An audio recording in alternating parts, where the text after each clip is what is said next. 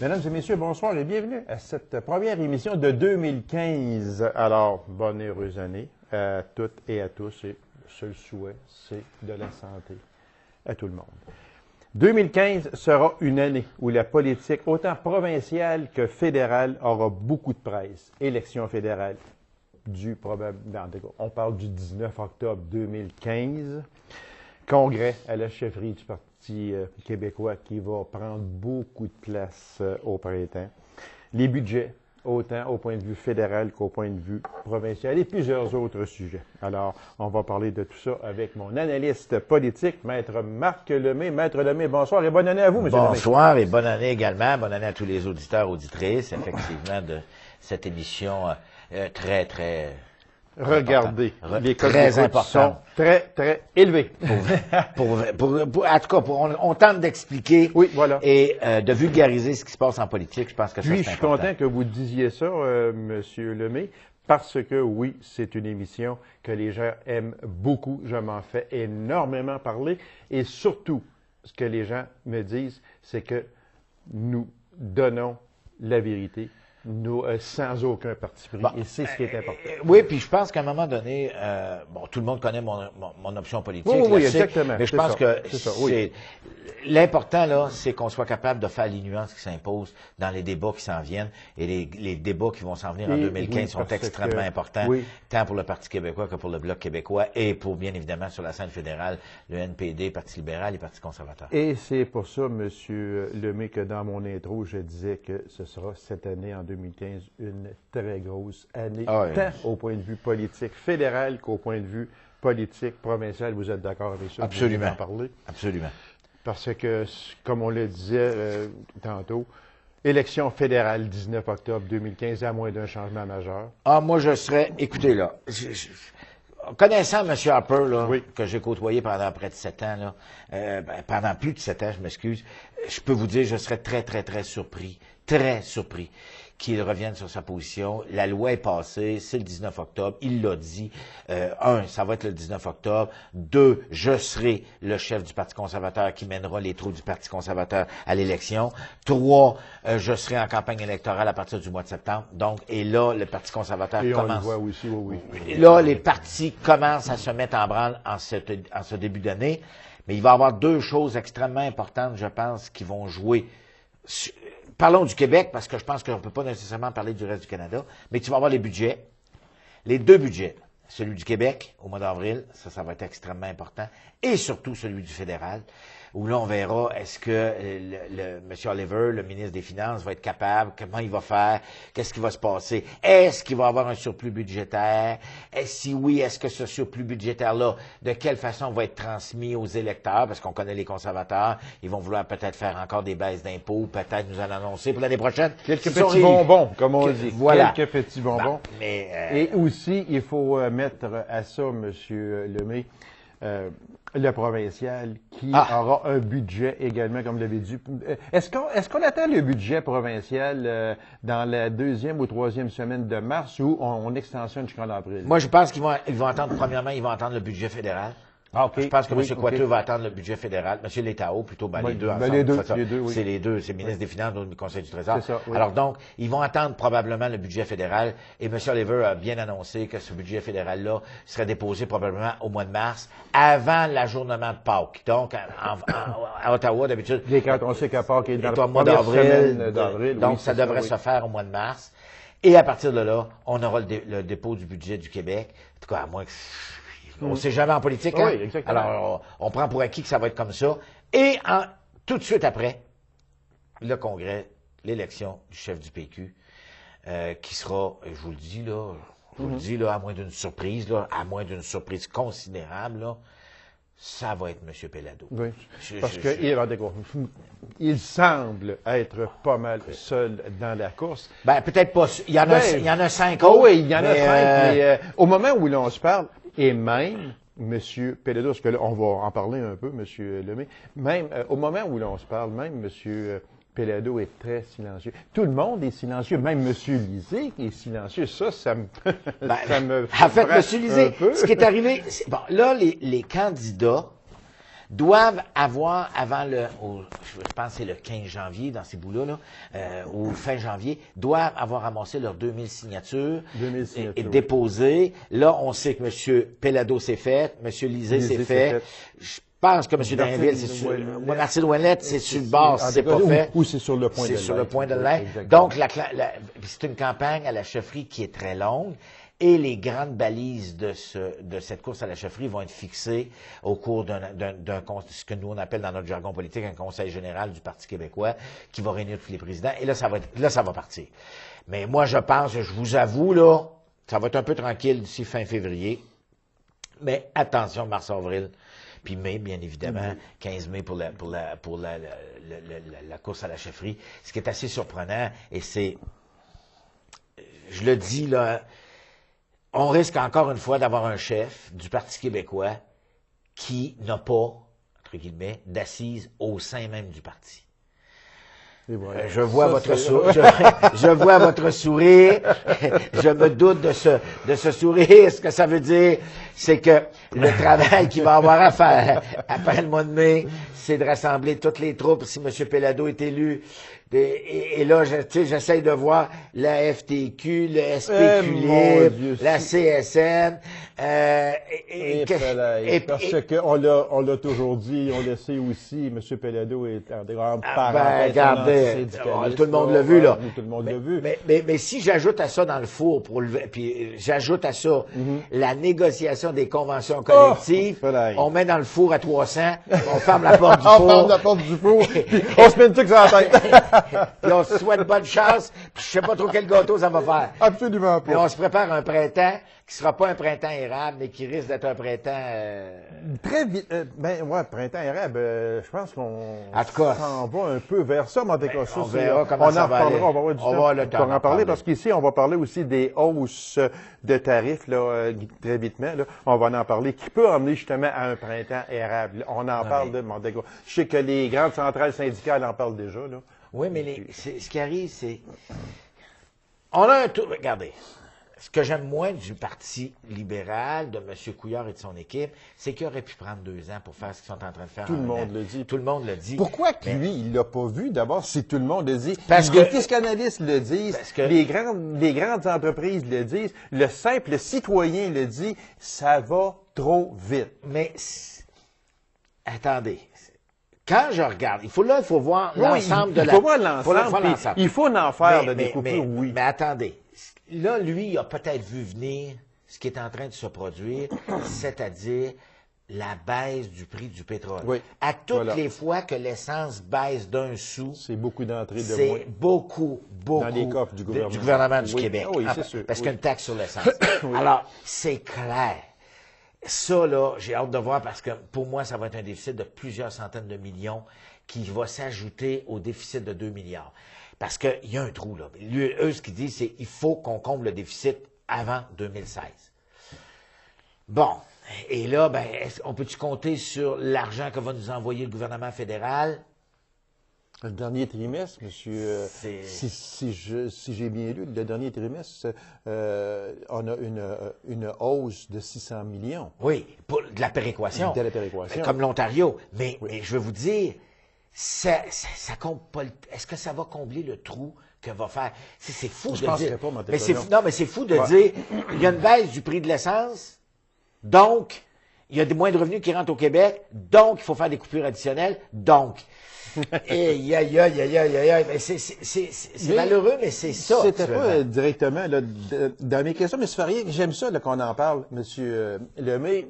Quand on regarde, comme vous dites si bien, l'ensemble de tout ça, c'est sûr et certain qu'il fallait, dans un jour très prochain qui est déjà arrivé, que le gouvernement fasse des compressions, que le gouvernement dise... Là, la récréation, c'est terminé. Là, il y a des programmes qui sont existants depuis 20, 25, 30 ans qui n'ont plus leur raison d'être. Il faut le faire, mais justement, est-ce que, au moment où l'on se parle, c'est trop rapide, c'est trop drastique? Tantôt, là, on va en prendre ici, là, des hausses de tarifs. Allez-y, mais c'est rapide.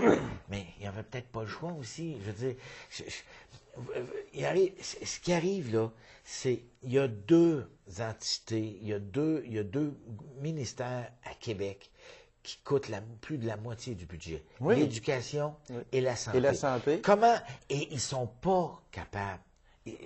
Tous les gouvernements, là, peu importe, les libéraux, les péquistes, les libéraux, à toutes les fois que, bon, ils sont pas capables de contrôler cette augmentation de au minimum entre 3 et 5 par année. Ça monte tout le temps. Tout le temps. Comment ils vont faire? Bon, ils essaient de réduire les commissions scolaires, ils vont enlever les centres des services sociaux, etc., les CSS, les CR3S, toutes ces affaires-là. J'allais dire, excusez un mot pas correct, là, mais ce que je veux vous dire, c'est pendant qu'on va discuter de structure, pendant un an, parce que le temps que tout ça se remette en place, moi, je peux vous dire, on n'avance pas nécessairement, là. Pendant que tu es en réunion à Québec, afin de savoir, tu vas-tu avoir 2 commissions scolaires, tu vas-tu être avec la BTB-Ouest, avec Amos ou avec Rouen, avec le Témiscamingue. Oui, pendant que tu es à Québec, là, tu peux pas discuter de l'avenir des classes. Comment il va y avoir d'étudiants par classe? Est-ce qu'on va être capable d'avoir des livres dans la bibliothèque l'année prochaine? J'ai-tu mon budget?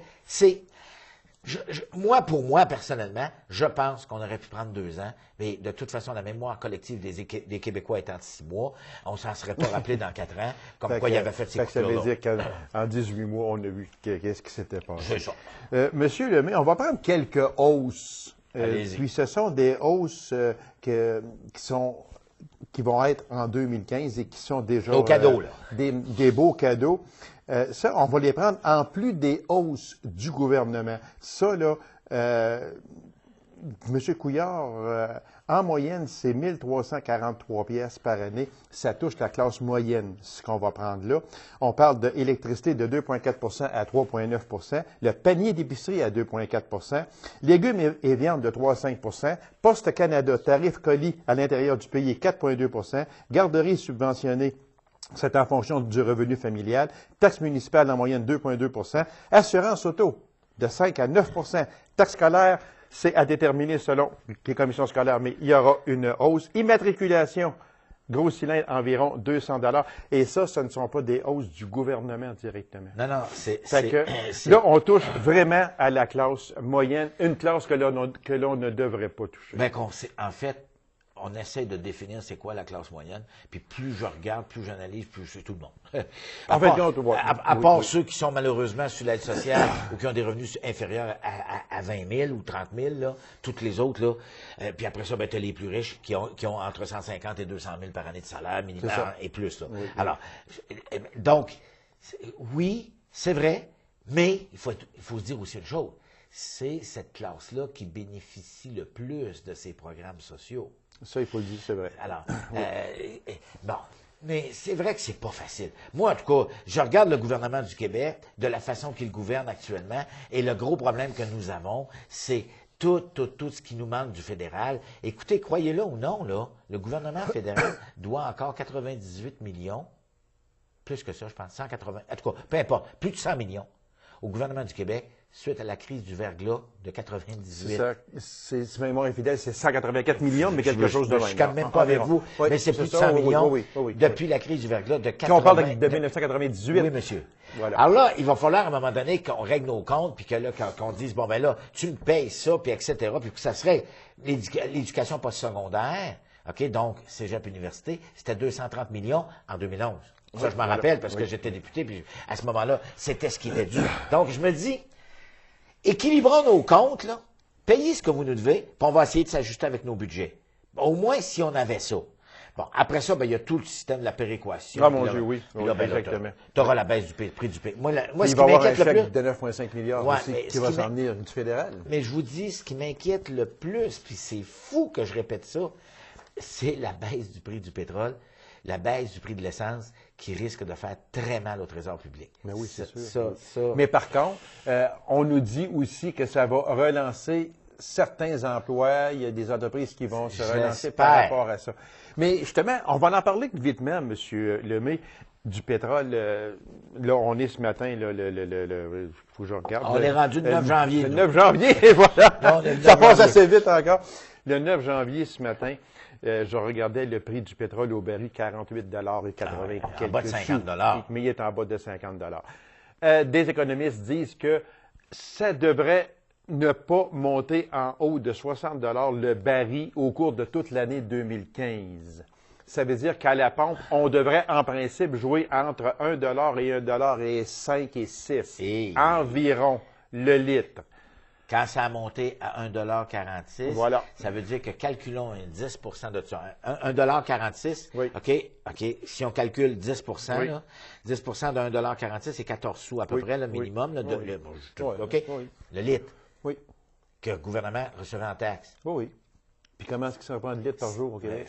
Oui, c'est correct. Mais là, si on tombe à 1 $, c'est 10 cents. Il perd 4 cents minimum par litre. Du litre, c'est un montant astronomique. Alors, c'est ça, là. C'est tout ça. Puis il y a le dollar aussi. Bon, le dollar qui mais pendant ce temps-là, le dollar américain monte. Oui, puis le nôtre, il reste à 84, 85, 86. Mais bon, là, si vous voulez ajouter à cerise sur le sundae, l'or qui baisse, qui est rendu à 1200, alors qu'on était déjà à 16 cents, 17 cents. Oui, exactement. Voilà. Alors, quand tout on ça, met tout ça, oui, exactement, c'est ça. Ça, c'est des revenus. Alors, mais pendant ce temps-là, au gouvernement, tes dépenses, ils baissent pas. Non, exactement. Comme on dit que tu as ta liste d'épicerie, puis ton épicerie, il faut que tu la fasses à toutes les semaines, puis il faut que tes fonctionnaires t'y payent, puis garde. Alors, puis là, si je rajoute à ça une négociation collective qui s'en vient entre les employés du gouvernement. Oui, ils sont 550 000 fonctions publiques et parapubliques. Ouais. Quelque chose de même. Puis on parle de 0 la première année, 0 la deuxième année, 1 1 C'est ça. Quand on pense qu'Hydro-Québec... OK, on va arrêter là. Non, mais c'est tout ça, là. Oui, c'est ça. Oui. Et c'est vraiment pas facile de manœuvrer. Et quand je regarde aussi... C'est tous ces déficits accumulés-là pendant des années de temps qu'il faut absolument... Là, il faut arrêter. Et c'est ça que le gouvernement a décidé. C'était fini. Et là, il faut absolument qu'on vive selon nos moyens. Mais là... Là, les moyens s'en viennent bas. Ouais. Monsieur Lemay, on va aller vitement sur ça, mais quand même, cette fameuse promesse électorale de M. Couillard en campagne électorale, 250 000 emplois... 5 ans, 50 000 par année. En 2014, on est pas mal loin du compte. Puis en 2015, on va être encore loin du compte. Regardez. Excusez. Reprenez votre respire. Les promesses électorales, c'est fait pour les oublier quand on arrive au pouvoir. Oui, vous avez déjà été en politique active, vous, monsieur en politique active. Oui, OK. Alors, moi, je vais vous dire une chose. Jamais, oubliez ça, pensez-y même pas, c'est fini. Jamais, jamais, jamais le gouvernement va créer 250 000 emplois. C'est impossible.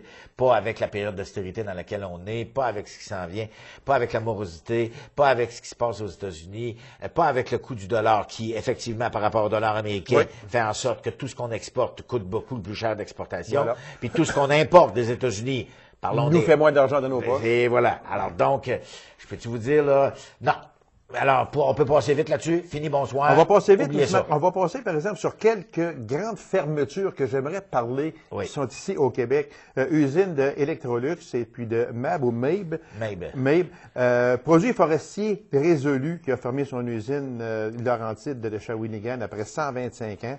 Usine d'East Angus, de Cascade et des géants comme Bombardier qui ont annoncé des centaines de mises à pied. Disparition de la mine de fer du lac Bloom. Ça va faire mal à Fermont.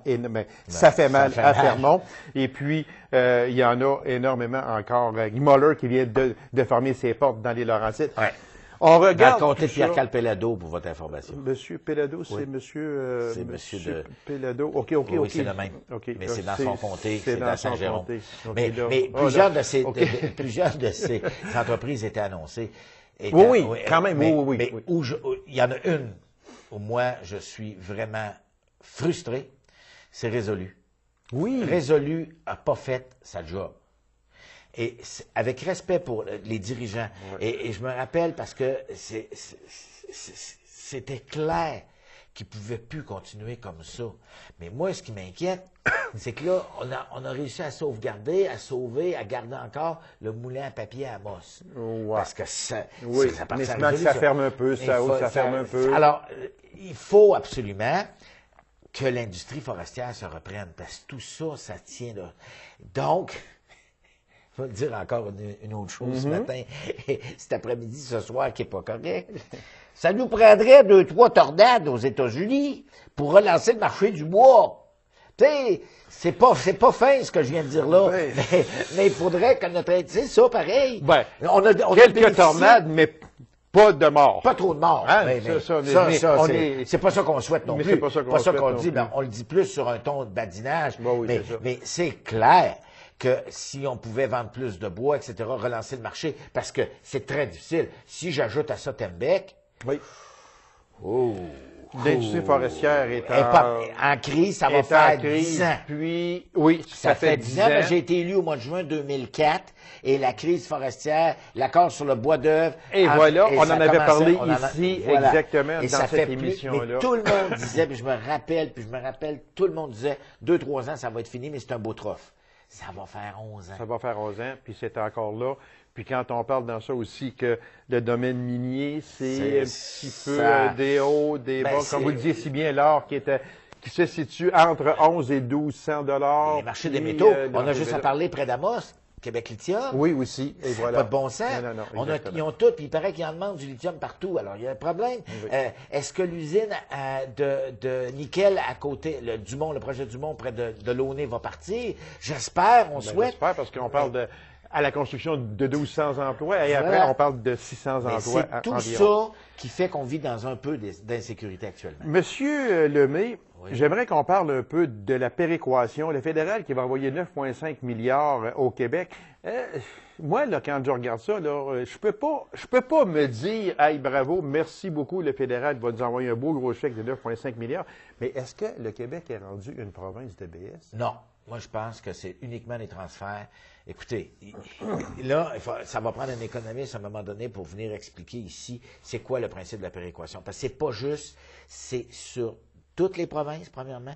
C'est un programme qui a été établi pour que les provinces, OK, riches, pauvres, etc., Oui. etc., milieux, puissent avoir le même niveau. Le même niveau. Et le Canada Oui. étant un immense territoire, on le sait, c'est vraiment pas facile. Les maritimes ont toujours eu, entre guillemets, été pauvres, supposément.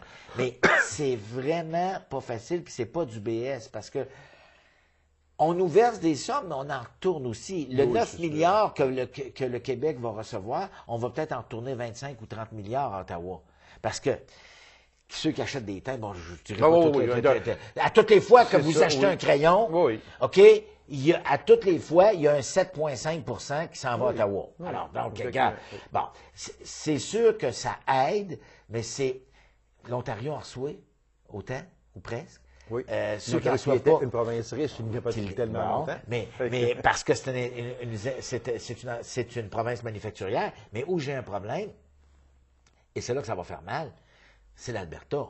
Oui. Parce que l'Alberta, qui est assis sur une mer de pétrole, Oh, oui, oui. mais il n'est plus capable de le sortir. Vous voyez, ceux qui suivent un peu, là, Keystone SL, c'est un pipeline qui est supposé partir de l'Alberta puis descendre jusqu'aux États-Unis. Jusqu'aux États-Unis. Là, M. Obama, le président, a Il vient de dit mettre « son droit Over de my veto, dead là. body ». C'est ça, il vient de mettre le droit de veto là-dessus. Over my dead Ouais, body. exactement. Bon, ça, c'est fait. Oui. Là, il faut qu'il l'amène par ici. Oui. Et là, c'est TransCanada. Oui. Puis là, pour tout de suite, on a dit, oups, un Un instant, on va arrêter ça. là. instant, On va arrêter ça, on va s'en aller- reparler un puis, petit peu. Puis, on va rajouter un autre petit bout qui était supposé s'en aller du côté de Kelowna, en Colombie-Britannique, pour pouvoir prendre l'océan Pacifique, s'en aller de Oui. l'autre bord.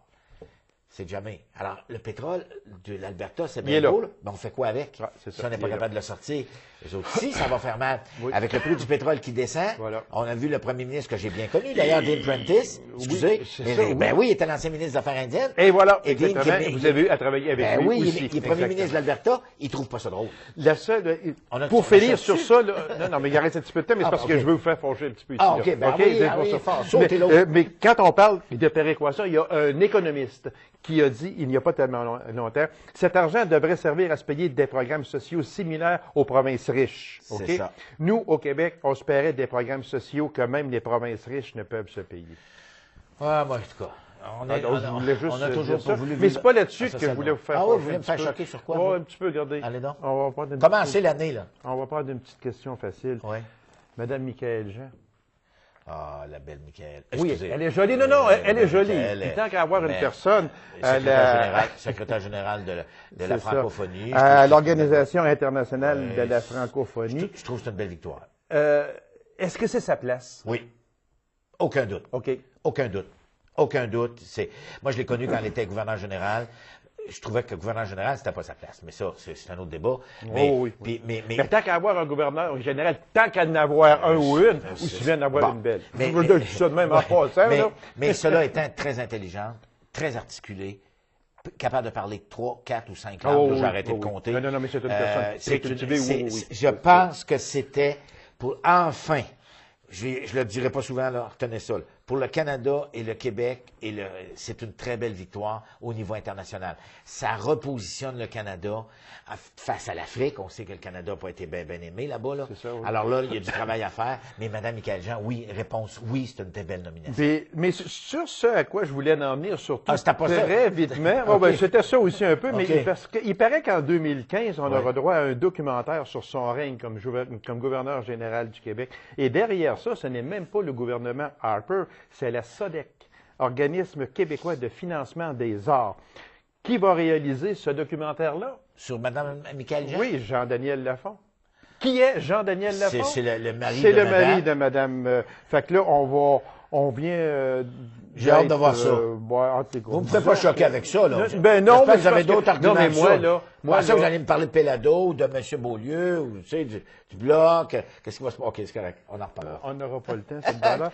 Non, mais c'est parce que moi, simplement, ce que je voulais, juste ouvrir la parenthèse, c'est que quand j'ai vu le gros titre de ça, j'ai dit, tiens, le gouvernement Harper décide de donner une beurrée, etc. Mais c'est pas ça. C'est la SODEC qui est provinciale. Puis. Mais on la connaît pas beaucoup. Effectivement, Mme Jean, qui est une dame extraordinaire. Écoutez, elle était journaliste. Ben oui. Moi, je l'ai connue. Bon, dans mes fonctions comme député, je l'ai rencontrée à quelques reprises. C'est une dame qui est extraordinairement intelligente. Ben oui, Puis, c'est sûr. je vais Non, vous dire une elle a chose, ses qualités, là.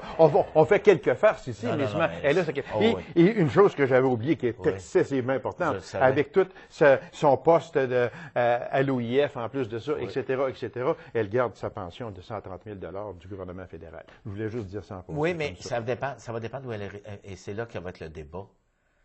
Parce qu'il faut qu'elle soit résidente du Canada. Voilà. N'oubliez pas, là, attendez, là, parce qu'il faut qu'elle soit résidente du Canada, il faut donc qu'elle fasse un rapport d'impôt. Et là, elle demeure à Paris, parce que le siège est à Paris.